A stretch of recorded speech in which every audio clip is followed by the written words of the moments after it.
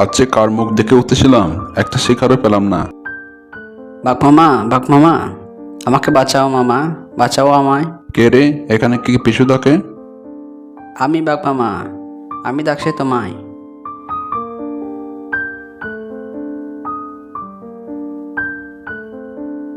Bubble, আমি তোর জন্য কি করতে পারি? আমি বড় বিপদে পড়েছি মামা, তুমি আমাকে এখান থেকে নিয়ে চলো। তোকে নিয়ে গিয়ে আমি কি করব? আমি কোনো সাধারণ ডিম নই মামা, আমাকে তোমার সঙ্গে নিয়ে চলো, তুমি যা চাইবে তাই পাবে। তাই নাকি? যা চাইবো তাই পাবো? হ্যাঁ মামা, তুমি যা চাইবে তুমি তাই পাবে। তুমি তাহলে আমাকে একটা হাঁস দাও। আরে বাহ, এ তো সত্যিই জাদুর ডিম। দাঁড়া, আমি আগে হাঁসটা খেয়ে নিই।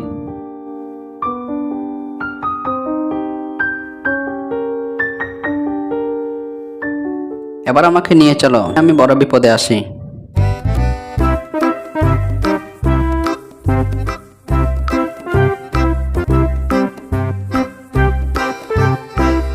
বাঘ মামা, তুমি এবার কি খাবে? আমি আর কিছু খাবো না। গুহাতে একটা সুন্দর বাড়ি বানিয়ে দাও। তুমি চোখ বন্ধ করো, তোমার বাড়ি হয়ে যাবে। আরে বাহ, আমার গুহাতে তো একটা সুন্দর বাড়ি হয়ে গেল। আর কি চাই বলো? না, এখন আমার আর কিছু চাই না। তুই বরং এখানে থাক, আমি একটু বাইরে ঘুরে আসি।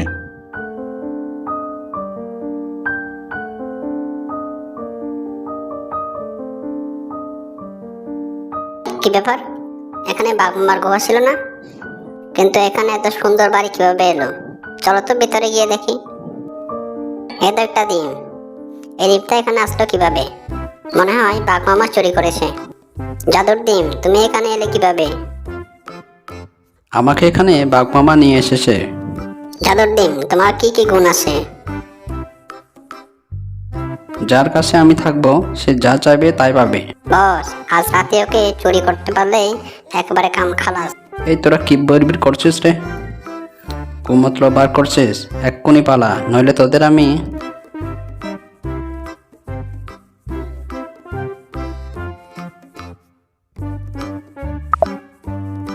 বাঘ মামা, তুমি এক্ষুনি আমাকে মাটিতে পুঁতে দাও, না হলে অনেক বড় বিপদ হবে। কেন জাদুর ডিম এরকম বলছিস কেন? আমার অনেক কিছু চাওয়ার আছে। তুমি আমাকে মাটিতে পুঁতে দাও, আমি জাদুর ডিম গাছ হয়ে সব দিব। বস, আমাদের বাঘ মামার কাছ থেকে ডিমটা চুরি করে আনতে হবে। ঠিক আছে বল্টু। বাঘ মামা, তুমি ভালো থেকো, আমি জাদুর ডিম গাছ হয়ে তোমার পাশে থাকবো। বিদায় বাঘ মামা।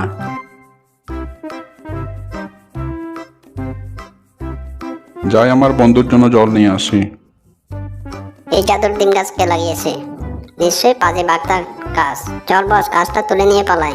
সাবধান পাজে শিয়ালের দল, আমার গায়ে হাত লাগালে তোদের আমি ধ্বংস করে দেব। তোরা যদি ভালো চাস তাহলে এখান থেকে চলে যা। কথার কথা দেখা হলো তো, তাই জানতে চাইছিলাম আর কি। সে তো আমিও জানি, কথার কথা। তোমরা মন থেকে জানতে চাইবে কেন? চলো রাস্তা থেকে। যত সব। আজকাল কাউকে ভালো কথা জিজ্ঞাসা করাই যাবে না। বাপরে বাপ, কি মাথা গরম শিয়াল রে বাবা।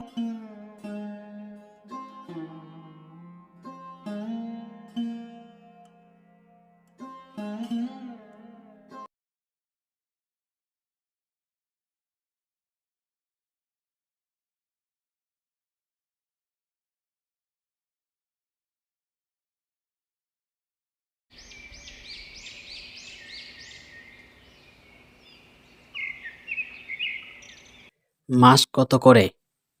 কি খবর বলতো? আচ্ছা, মুশকিল তো। ভালো না থাকলে তোমার দোকানে এলাম কি করে? এসব কথা জিজ্ঞেস করতে হয় নাকি?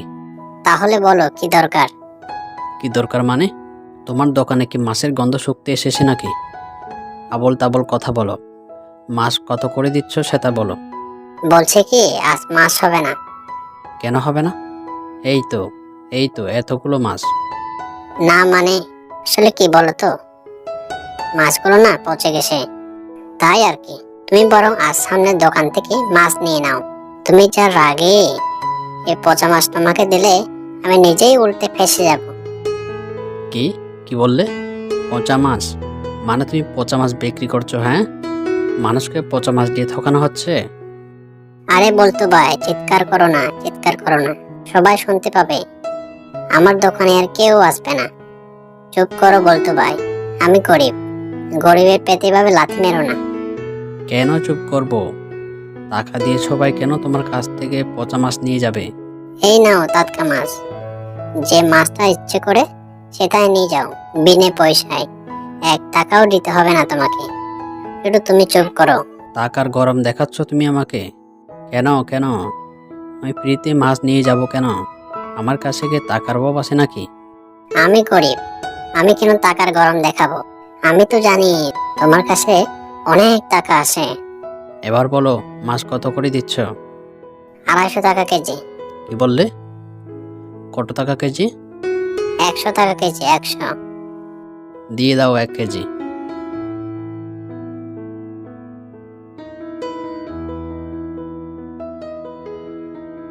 বাপরে বাপ, বলতো শিয়াল দোকানে এলে দোকান থেকে আগুন বের হয়। যার রাগে শিয়াল, এরকম শিয়ালকে মাছ দিতেও ভয় লাগে। কিছু বললে আবার লোকজন নিয়ে এসে দোকান ভাঙচুর করে দিবে। যার রাগে শিয়াল। বাঘমামার সামনে সে কিছুই করতে পারবে না। শিয়াল পালানোর জন্য চতুর্দিকে রাস্তা খুঁজতে লাগলো। শিয়াল স্ট্রবেরিগুলো খেয়ে পাঠাগুলো নিচে ফেলে দিল। তারপর অবাক হওয়ার ভান করে বলল, ও হ্যালো বাঘমামা, এখানে তোমার সাথে কাকতালীয়ভাবে দেখা হয়ে গেল। আমি অত কিছু বুঝি না। তোর কাছে যা স্ট্রবেরি আসে সেগুলো আমাকে দিয়ে দিয়ে, আমি খুব ক্ষুধার্ত। কিসের স্ট্রবেরি? কই, আমার কাছে তো কোনো স্ট্রবেরি নেই, আসলে সব খেয়ে ফেলেছি। স্ট্রবেরিগুলো তুই কোথায় পেলি? আমি স্ট্রবেরি খুব পছন্দ করি। দাঁড়াও বাঘমামা, তোমাকে এবার একটু চালাকি করে ফাঁদে ফেলতে হবে। ওই যে ওখানে ওখানে সেখানে পাকা পাকা স্ট্রবেরিতে ভরা একটা ঝোপ আছে। সেগুলো খুব মিষ্টি এবং রসালো। তুমি যে একটু কষ্ট করে খেয়ে নাও। এসব শুনে বাঘমামার মুখে জল এসে গেল। সে স্ট্রবেরি খুব পছন্দ করত। সে কোনো কিছুর তোয়াক্কা না করে ঝোপের দিকে শুতে গেল।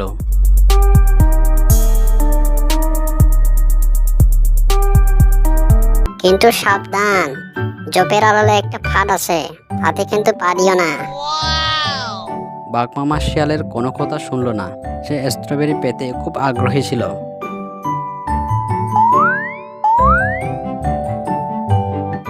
বাঘমামা জালের ভিতরে গর্জন করতে লাগলো, কিন্তু বাঘমামা জাল থেকে নিজেকে মুক্ত করতে পারল না।